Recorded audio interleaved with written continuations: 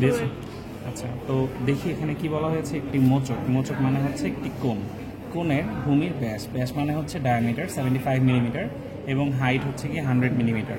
আচ্ছা, এটা আমরা আমাদের ইচ্ছা মতো চেঞ্জ করে নেব যেহেতু কাগজটা ছোট। তো ভূমির সাথে এটাকে 45 ডিগ্রি কোণে একটা কাটা হলো, ঠিক আছে। কোণের ভূমি সংলগ্ন খণ্ডের তল সম্প্রসারণ করবে। এটা যদি ইংলিশ বলি তাহলে হবে যে a cone of 75 millimeter dia and 100 millimeter height is resting on a plane and it is cut একটাকে কোনোভাবে 45 ডিগ্রি অ্যাঙ্গেল একটা নির্দিষ্ট হাইটে। এখানে যদি কোনো হাইট বলে দেওয়া না থাকে তাহলে আমরা একটা যে কোনো হাইট ধরে নেব।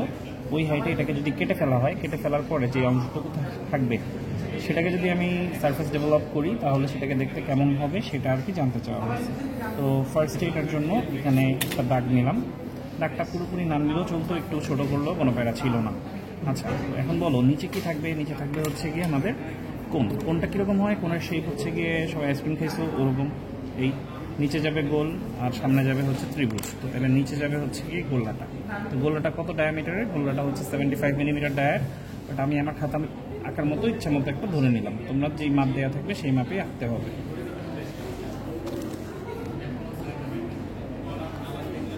আচ্ছা, তারপরে যেটা হলো, এখন গোলাকার সারফেসের সবচেয়ে বড় সমস্যা হলো এটাতে কোনো কর্নার পয়েন্ট পাওয়া যায় না, সেজন্য এটাকে ভাগ করতে হয়।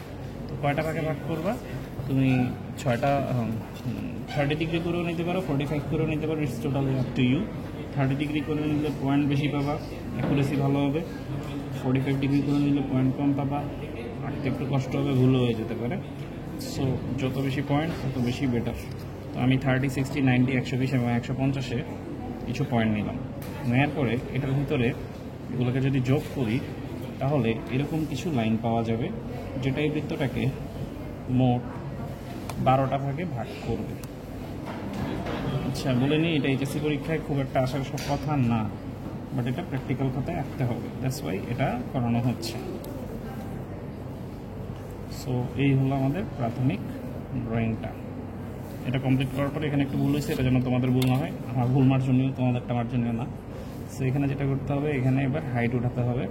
হাইটও এখানে যেটা দেওয়া থাকবে সেটাই তোমাকে উঠাতে হবে। আমি আপাতত ইচ্ছা মতো একটা নিলাম।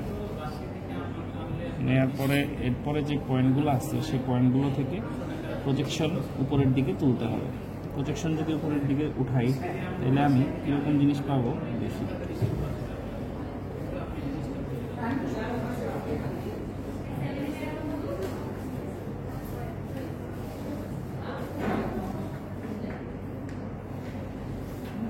এরকম কিছু জিনিস পাবো। এখন এই প্রথম যে পয়েন্টটা আছে, মানে যে হাইট আছে, ক্রেস্ট যেটা আছে, সেটার সাথে এই দুটাকে যদি জোড়া লাগাই দিই তাহলে আমরা যেটা পেলাম সেটাই হলো আমাদের আলটিমেটলি যা আমরা ফ্রন্ট ভিউতে দেখতেছি সেটা। তো ফ্রন্ট ভিউতে আমরা আপাতত এরকম একটা আবার আছে আচ্ছা আছে এরকম একটা ত্রিভুজ দেখতে পাচ্ছি। সেই ত্রিভুজটাই হলো এটা যেটা এখানে করা হয়েছে। এখন এটাকে এইভাবে রাখবো না, এটাকে আবার কেটে ফেলতে হবে। কেটে ফেলার জন্য রাবার লাগবে, রাবার দিও। এটাকে একটা নির্দিষ্ট হাইটে, তো ধরে নিলাম আমি এখান থেকে এত মিটার, এই হাইটটাও প্রশ্নে দিয়ে দেওয়া থাকবে। এইরকম কোনো একটা হাইটে ধরে নিলাম, এরকম কোনো একটা হাইটে যদি প্রশ্ন দেওয়া থাকে সেই হাইটে নিতে হবে। এই হাইটে এটাকে কাটা হবে। কিভাবে কাটা হবে? এই দাগ নিলাম, যে এই দাগের সাথে 30 ডিগ্রি কোণ করে, ভূমির সাথে 30 ডিগ্রি কোণ করে এই দাগ বরাবর কাটা হবে। তো কোন জায়গা থেকে 30 ডিগ্রিটা নিব?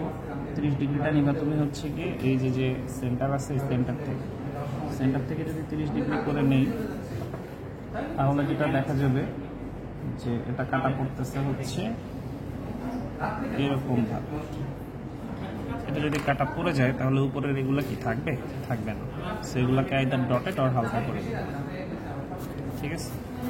যেটুকু কেটে ফেললাম সেটুকুই আমাদের আছে, যেটুকু নাই সেটা দেখে লাভ নেই, ঠিক আছে? বাট যেটুকু আছে সেটা যেন একদম সলিড দাগ থাকে, সেগুলোর মাঝে যেন কোনো ব্রেক না থাকে, এটা খেয়াল করতে হবে। আচ্ছা, খুবই ভালো। এখন দেখো কি হবে। এখন যেটা করতে হবে, এই যে এই পয়েন্টটা, এটাকে সেন্টার করে নিয়ে আমি দেখি যে কাটা পড়েছে যে জায়গাগুলায়, সেই জায়গাগুলোকে একটু দেখি। এই যে কাটা পড়েছে, দেখো প্রথম পয়েন্ট এই যে এটা সমান রেডিয়াস নিয়ে এইভাবে একটা আর্ক আঁকবো। তারপরে নিচে নামি, নিচে দেখো আরেকটা যে লাইনটা কাটা পড়েছে যেখানে, সেই বরাবর নিয়ে আবার আরেকটা আর্ক আঁকবো। এই দুইটা একটু ক্লোজ হয়ে গেছে, তোমাদেরও হবে। তারপরে যেটা আছে সেটা নিয়ে আবার আরেকটা আর্ক আঁকি, পেলাম 3টা। তারপরে এই যে মাঝখানে ওর যেটা গেছে সেটা, এটা দিয়ে আঁকি 4টা।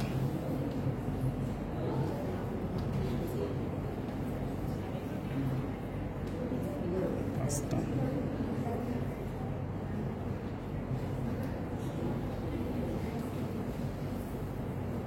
6টা,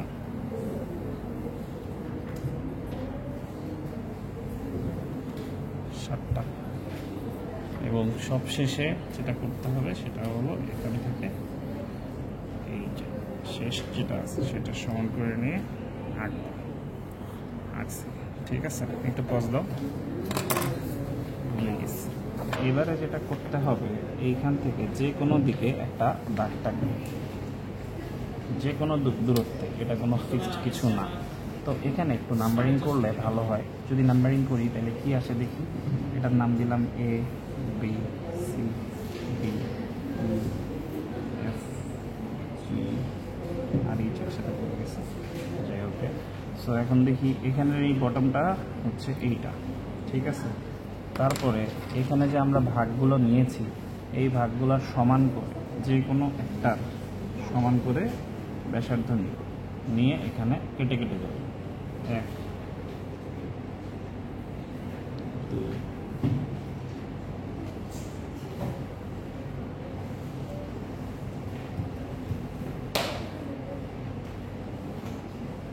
মোট কতবার কাটবো আগে একটু সেটা গুনে নিই।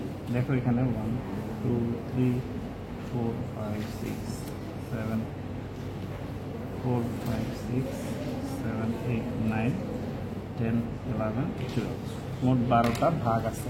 12টা ভাগ মানে আমি যদি এখানে 1 দেই তাহলে এখান থেকে আমাকে 1 2 3 4 5 এরকম আরও ভাগ আসবে। সবগুলো যেন সমান হয়, এদিকে খেয়াল রাখতে হবে। 6 7, হাতে মনে আসবে না, 8 9 10 11 12। 12তে কি থামবো? থামবো না, 12-র পরে আরও একটা নিতে হবে, 1কে আবার নিতে হবে। কেন? কারণ ভাগ হলো 12টা, তুমি যদি 1 থেকে 12 যাও তাহলে এর মাঝে ভাগ পরে হচ্ছে গিয়ে 11টা, তাই 12-র পরে আবারও 1 লিখতে হয়, এটা আর কি 1। এখন যেটা কাজ, এইগুলা সবগুলোকে হালকা করে জোড়া লাগাবো।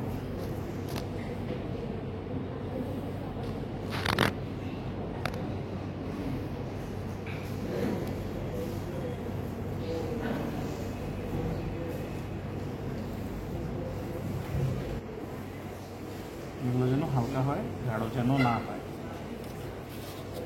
তারপর একটা স্পাইডারম্যানের মতো ছবি হবে।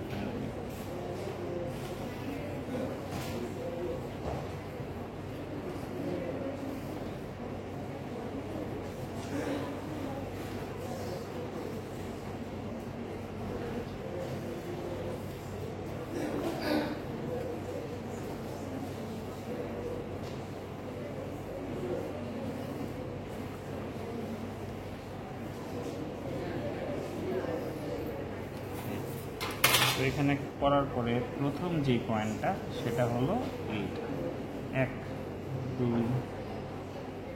3 4 5 6 7 8 9 9 10 11 12 এবং 1 হচ্ছে। সো তাইলে জিনিসটা দেখতে কেমন হবে? জিনিসটা দেখতে এমন হবে। এই 1 2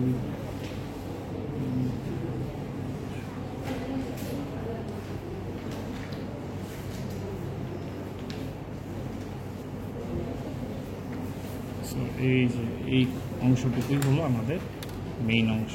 এগুলো বাদ দিয়ে বাকি যেগুলো আছে ওগুলোকে একটু হালকা করে দিই। যেন গাঢ় না থাকে, ঠিক আছে।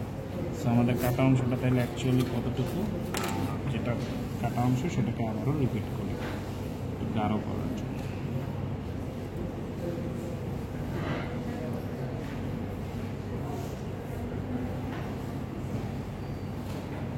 কাটা অংশ হলো এতটুকু, ঠিক আছে। তো এটাই হলো আমাদের ডেভেলপড সারফেস, মানে এটাকে কেটে ফেলার পরে যদি খুলি তাহলে দেখতে এমন নাকি দেখাবে। ওকে, স্টপ।